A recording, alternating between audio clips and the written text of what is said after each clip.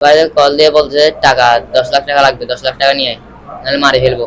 আমাদের বন্দুক দেখাচ্ছে।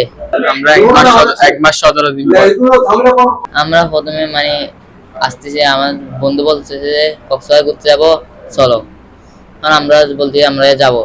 তারপরে এখানে গেছি টেকনাফ, কক্সবাজার যাওয়ার পরে আর দুজন ছিল ওখানে, মিলন আর মুস্তফা। ওরা আমাদেরকে তারপরে ওখানে ক্যাম্পে বেঁচে দিছে। ক্যাম্পে বেঁচে দেওয়ার পরে এখানে ক্যাম্পে একদিন ছিলাম। তারপরে গুদামে নিয়ে গেছে, গুদামে 6 দিন ছিলাম।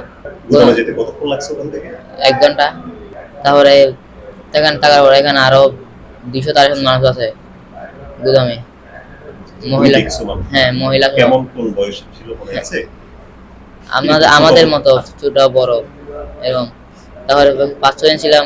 ছিলার পরে আমাদের বুট আছে, বুটে তুলে যাওয়ার পরে এখানে 5-6 দিন ছিলাম বুটে। আমাদের মাইদের করছে চালিয়ে যাওয়ার পরে, মাইদের করার টাকা চাপ দিছে 10 লাখ টাকা। গুলি মারার চাপ, গুলি মারবে বলছে আমাদেরকে। তারপরে এখান থেকে পালাইছি। পালার পরে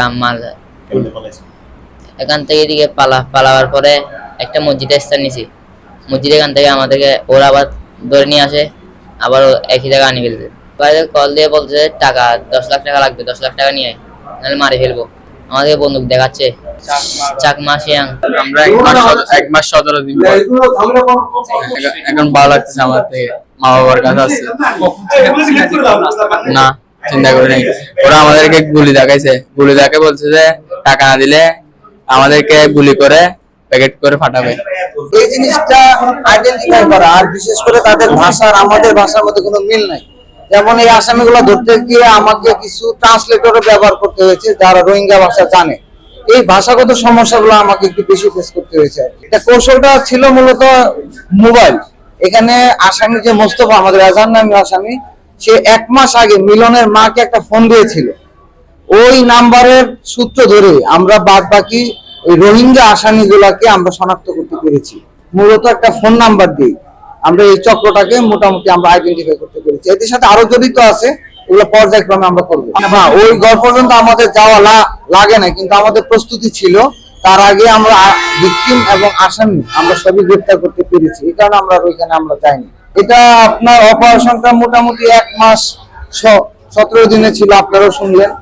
তো এটার মধ্যে অনেক পরিশ্রম করতে হয়েছে, হার্ড ওয়ার্কিং এটা একটা। এবং আমি অনেকজনের সাথে কথা বলেছি এই বিষয়ে, কিন্তু দেখলাম যে না, আমি আমার মতো করে এগিয়েছি। আমাকে ট্রান্সলেটর নিতে হয়েছে এবং মোবাইলের টেকনোলজি ব্যবহার করতে হয়েছে। ইভেন আমরা ড্রোনও ব্যবহার করেছি এই মামলার আসামি ডিটেকশনের ক্ষেত্রে।